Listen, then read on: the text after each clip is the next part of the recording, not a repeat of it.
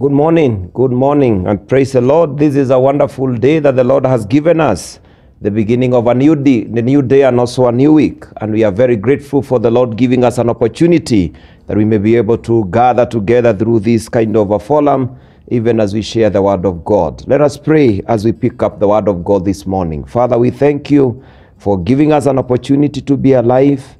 We want to thank you for the gift of this new day. We want to thank you for the gift of this new week. Even in this month of February, we want to honor you that as we continue to enjoy your goodness and your mercy, that you also cause us that we may continue to be obedient to you. How we pray that you cause a spirit of seeking you and a spirit of obeying your word, that it will be well with us. And even as we pick your word this morning and this day, we pray that you speak to us as we listen. In the name of the Father, Son, and the Holy Spirit.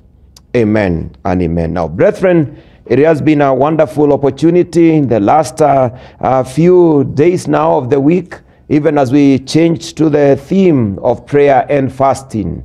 Brethren, you remember we are making a journey, and the journey is that we want to prepare ourselves even as we usher in the new season, the Christian season of Lent. This is a time that we always prepare, that we may be able to have an opportunity to seek the face of God. We may be able to have an opportunity to have a spiritual reflection, an opportunity to repent of our sins, an opportunity to find spiritual renewal. And for that reason, I want to invite us, even as we continue to prepare ourselves for this very, very important season and time that is offered to us as Christians, and especially as we start the year, that we may be able to connect and to resonate with God, and even to be able to search the mind of God about us, that we may not fall away or make a mistake, even as we walk on in the life, in the year 2021. Brethren, one of the things that I can be able to remind us is like we have a God who is all-knowing. There is nothing that surprises him, nothing that meets him with any manner of surprise, because he is the author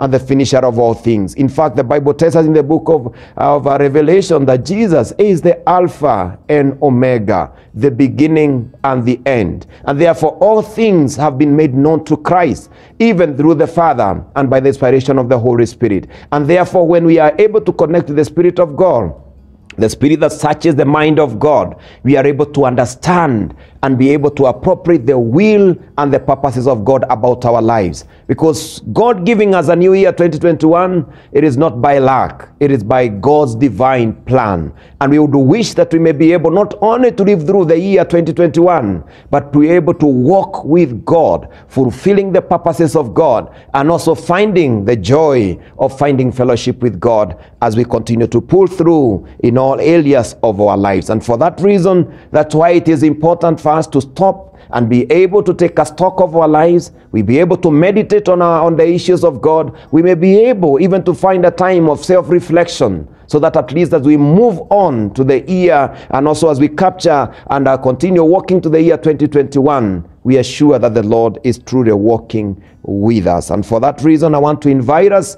even as we continue to prepare for the same, reminding us that I want to ask us that this week and in these 2 days, on Monday and Tuesday, that we may be able to go through the steps of finding a victorious and also an effective Lent season. I want to repeat that these are the steps of finding an effective, victorious, and also effective Lent season. This is a time that the Lord will be able to speak to us, but also as we speak to our God. I want to remind us that Lent is a time of prayer, and not only prayer, but prayer and fasting. This is drawn from the way Jesus Christ, before he started his ministry. You remember it is well recorded in the book of Luke chapter 4 verses 1 and following, that after his baptism, you remember when he was baptized in River Jordan by John the Baptist, you remember the Bible says that the Spirit of God led him into the desert. It is important to mark that it is the Spirit of God. You remember, I have been mentioning and I've mentioned that the Spirit of God is able to search the mind of God and is able to bring forth that mind of God to us, that we may be able to find the will of God about our lives. And when the Holy Spirit came as a sign of a dove and rested on his head after baptism, The Bible says that the Holy Spirit led him even to the desert. And he was there praying and fasting. The Bible says that he fasted for 40 days and 40 nights. And amazingly, the enemy was not happy about it. You remember that is the first time you see the devil appearing to Jesus and able to tempt him with the three temptation that he tested our first parents, Adam and Eve, and they fell. And those are the temptation, the lust of the eyes, the lust of the flesh, and the pride of life. Remember, he asked him about the pride of the flesh that change these stones to become bread. Don't forget that the devil knew that he had the power of performing miracles. It was not a big deal for him to be able to change whatever that was around him to become food. And therefore he could have stilled and stopped the time that he had to be with the Lord for 40 days. And you remember he told the devil that man does not live by bread alone, but by every word that proceeds from the mouth of the Lord. After that, he also raised him into the mountain. Remember, he showed him all the kingdoms of the world and the beauty, the majesty, and also the magnificence of the kingdoms of the world. And he told him, if you bow down and worship him, I will be able to give you all these kingdoms. Because you know the enemy, because of the fallen order after sin, he has authority and power over the kingdoms of men. And therefore Jesus reminded him, you know what? You cannot worship any other God. You can only worship only the Lord your God. And brethren, it's good to know that we need always to make God our president. That he is the only one who is worth all our praise, all our worship, and every manner of loyalty. Then after that, you remember he goes ahead, as you continue reading in Luke chapter 4, verses 1 to 13, he goes ahead and also tempt him about when he raised him at the pinnacle of the temple and asked him that, now do you know what the Bible says? That God will order his angels so that they may guard you from falling or even stumbling your feet on the rock. And he told him, now, can you drop yourself? And the angels will be able to. And Jesus remember that this is the issue of the pride of life. And he told him, no, you know what? You can never, and you're not supposed to put the Lord your God into temptation. Now, for that reason, brethren, after that, and when the enemy knew that he was be defeated, the Bible says that the enemy left. And when he left, looking for an opportune time. Now, why we pray and fast is because of those words. That when in verses 13, the Bible says, when the devil had finished tempting Jesus, he left him until the next opportunity came. In other words, the enemy all the time, the devil who is our accuser, always looks for an opportunity that he can put us to test and temptation, that we may fall into his hands. But you know what? There is something that can keep us away and guard us from falling into temptation and falling to the hands and the plans of the enemy. And this is when we commit ourselves to prayer.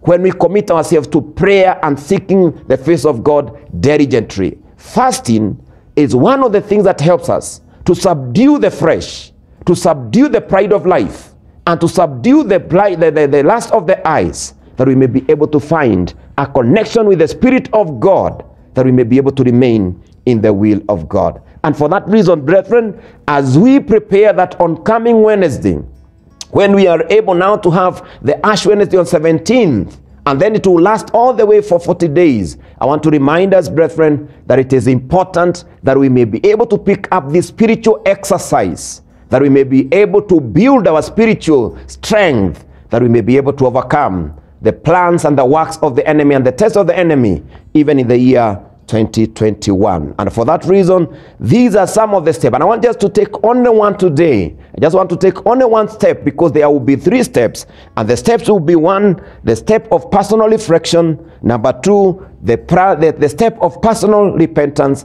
and finally, the step of personal renewal or personal revival. And allow me now very fast to take the first step, the step of personal reflection. Brethren, I want to be able to remind us that the time of Lent is a time of personal reflection.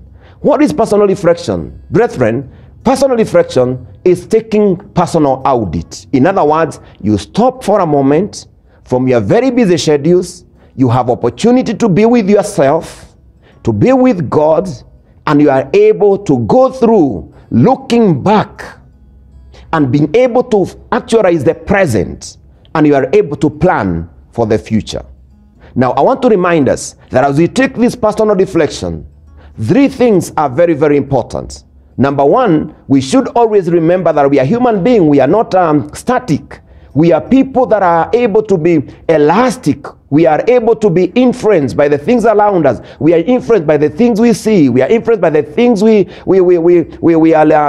interact with. We are influenced by the things around us. Even the kind of music we listen, the kind of the things that we watch, the kind of friends that we intermingle, the kind of education that we receive, the kind of interaction that every day. We are human beings and we are relational beings. And therefore, because of those influences, sometimes we are carried away, sometimes carried by ourselves, carried by people, carried by the patterns of the world. And that's why sometimes we need to stop and ask ourselves, how have we fared? Number 2, how are we? Which condition are we now? And how do we want us to become even to the future?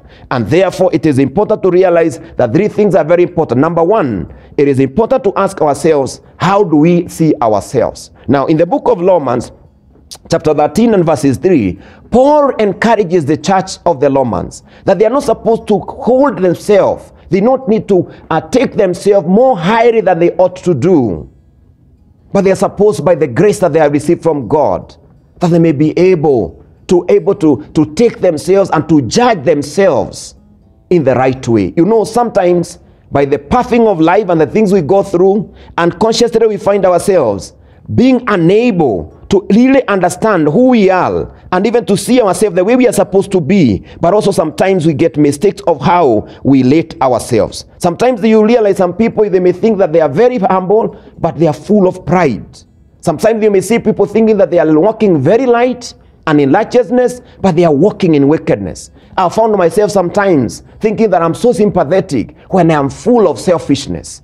It is important to know that sometimes you may even think that people are making mistakes, and they are the people who are in one way or another doing harm to you, and unconsciously you are the person who have been harming them. And for that reason, it is important to learn from the Bible that we need, number 1, to ask ourselves in that personal reflection, how do we see? Because the Bible says, because of the privilege and authority God has given me, I give each of you this warning. Do not think you are better than you really are. Be honest in your evaluation of yourself, measuring yourself by faith God has given us. True evaluation. Number 2, my brothers and sisters, number 2, we are also supposed to ask ourselves, how do God see us? How does God see us? Yes, we have seen ourselves, and we must make an honest evaluation of who we are and be able not to see others, but are able to see ourselves. When we get to there is important that we may be able. Number 2, it is about asking ourselves, how does God see us? In the book of Psalms 139, the Psalm of David, a psalm that all of us we know, Psalms 139. And when we read from verses 23, this is what the Bible says, that search me, O God, and know my heart. Test me and know my anxious thoughts. Point out anything in me that offends you, and lead me along the path of everlasting life. In other words, now, an opportunity to confront yourself with God, and especially to stand in the mirror, that the Lord may be able to reveal to you. And therefore, this is a very important step, calling on God to reveal to you who you are in His eyes. Not seeing ourselves and seeing God and seeing who we are with our own eyes, but seeing us in the lenses of our God. And finally, number 3, how do people see me? By the way, amazingly, Jesus is the one who led the disciples in understanding a very amazing thing. And how He led them when He went to with the disciples in a very, very new place. By the way, it was like a retreat. And in the book of Mark chapter 8, when we read in the book of Mark chapter 8, let me read that portion of the Bible, Mark chapter 8 and verses 27. This is what the Bible says, verses 27. It says, Jesus said His disciples left Galilee and went out to the village near Caesarea Philippi. And as they were walking along, He asked them, who do people say I am? And these were the answers. Well, they replied. Some say that you are John the Baptist. Some say that you are Elijah.